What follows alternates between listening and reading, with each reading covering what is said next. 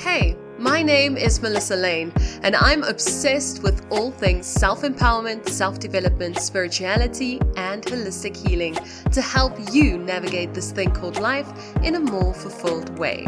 Ever felt like you missed the class on how life works? So did I. I'm just a regular girl who grew up not understanding how to create success, where to find fulfillment, or how to live a life that I actually enjoyed. So I went on a journey of self-discovery, and it led me to the realization that everything about living a fulfilling life can be learned. And so the LifeKraft podcast was born. Here, you'll learn how to stop letting life just happen to you and how to begin crafting a life you can actually get excited about. No topic is off limits here, from the scientific to the mystical and everything in between. Difficulties, failures, growth, victories, and more are all real life happenings that myself and our guests will discuss. Think of this as your library to life, where you can tune in whenever you feel like you have no idea what you're doing. Get ready to be challenged and encouraged to craft a life you're actually excited to wake up to. This is the LifeKraft podcast. In this episode of 7 Minutes to Success, we feature Esther Perel, Belgian psychotherapist and author who believes that the quality of our relationships determines the quality of our lives.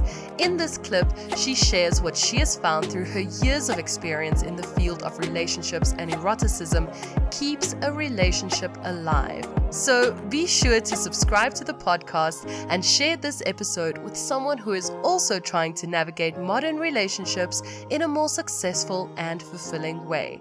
Enjoy. I work on eroticism. Mm-hmm. What keeps us alive? What keeps us hopeful? What keeps us engaged with possibility? Not physically alive, but connected Physically alive. Connected Yes. alive. Life force, life Yes. energy. Yeah. Why? Because I think everybody understands relationships that are not dead versus relationships that are alive. Teams that are not dead, companies versus companies that are alive. What is flourishing versus surviving? Mm-hmm. And because it is part of my personal history, and I come from a background of survivors, of parents who were in concentration camps, and I wanted to understand how do people stay alive when they spend 5 years in a concentration camp. So that's why I've got interested in eroticism. Sexuality is a piece of this, but sexuality is not eroticism. You can have sex every day and feel nothing. Mm-hmm. Eroticism is the poetry that accompanies it. It's the meaning we give to it. Yes. Right? It's the story that's attached. So eroticism in a relationship is the quality of imagination, curiosity, playfulness, mystery, risk-taking, novelty that people bring to their relationship. Those are the things that I think bring life to a relationship. Mm-hmm. So in the research of Eli Finkel, it means doing new things together, taking risks beyond your threshold, out of your comfort zone.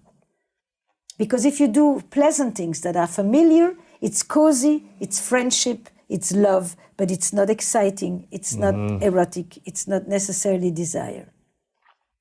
It's calibrating your expectations so that you have, and that means diversifying your intimate connections or your deep connections. Doesn't it? For me, intimacy doesn't mean sexual either. It just means people that are important to you, that accompany you through the life stages and through the big events in life. These three things, expectations, calibrating expectations, diversifying your social connections, and taking risks and doing new things, is the research of Eli Finkel for thriving relationships. But then in that piece, I think play is essential. It's huge, Playfulness, right? it's huge. And it is actually the quality of emotions that is the least talked about. How often are you playing in your relationship? All the time. Humor is essential. It's an essential salve and balm in my relationship. I can be in the middle of an argument and then I start to laugh and then I just get perspective and we just kind of ground ourselves back again. It's flirting, it's teasing, it's making fun of, it's that whole realm of we're not really serious, and we don't take ourselves that serious. And what happens when relationships are taking themselves very serious and they're not playing? Look, I had a teacher who once said to me, if a couple comes to you for therapy and there is absolutely zero humor left, it is diagnostic. Really? Now, is it true? Nobody has proven that scientifically. But what you know is that humor, and if you listen to my podcast, if you listen to the sessions on Where Should We Begin or on How Is Work, you'll see in the middle of talking about trauma, painful event, major fight, strife, I laugh with them. I manage to see if they can see themselves, if they have a bit of distance, of perspective, if they understand sometimes the absurdity of the things that we get into, the things over which we fight, the way we do it.